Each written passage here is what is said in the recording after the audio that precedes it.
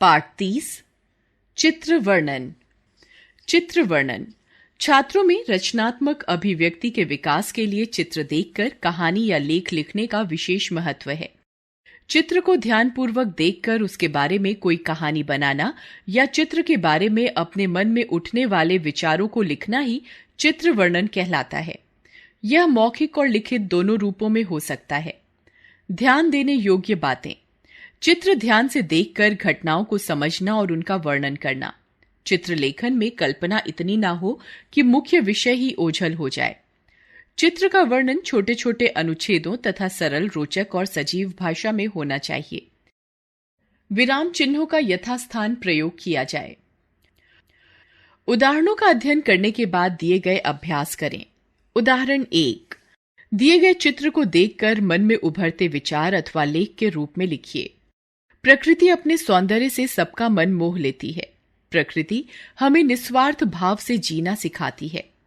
वृक्ष संगीत की छटा बिखेरते हुए से प्रतीत होते हैं, लेकिन यह शाश्वत सत्य है कि कोई भी वस्तु या समय चिरस्थायी नहीं है।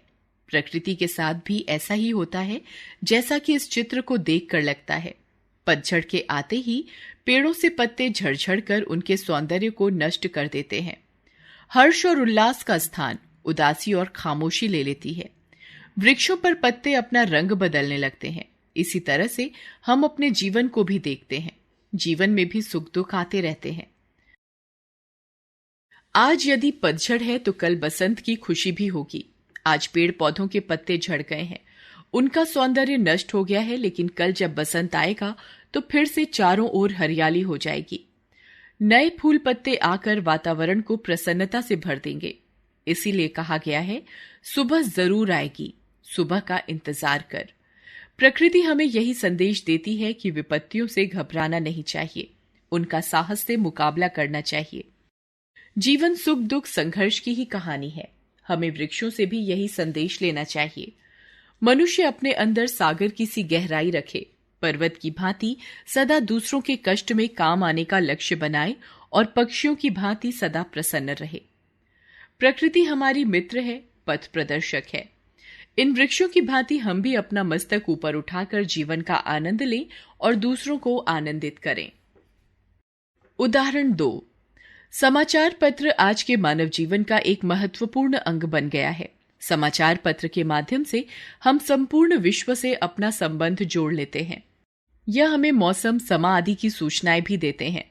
नए नए लेखकों के लेख प्रकाशित कर उन्हें आगे बढ़ने की प्रेरणा देते हैं। समाचार शासन में फैले भ्रष्टाचार व धांधलियों की आलोचना कर देश के कर्णधारों को शासन व्यवस्था पर सुधार करने के लिए प्रेरित करते हैं। इसके द्वारा हमारे ज्ञान में वृद्धि होती है। जनता अपनी मांगों को अधिकारी वर्ग तक पहुंचाती है। सामाजिक कुरीतियों के निर्माण में भी समाचार पत्रों का विशेष योगदान रहा है। संकटापन्न स्थिति में समाचार पत्र राष्ट्र की सहायता में सदैव अपना सहयोग प्रदान करते रहे हैं। यह एक व्यापार का भी साधन है। बेचने वाले व खरीदने वाले दोनों ही समाचार पत्र को अपने व्यापार का माध्यम बनाते हैं। अतः हम कह सकते हैं कि मानव और समाज का चोली दामन का साथ है। दोनों शब्द एक दूसरे के पूरक हैं।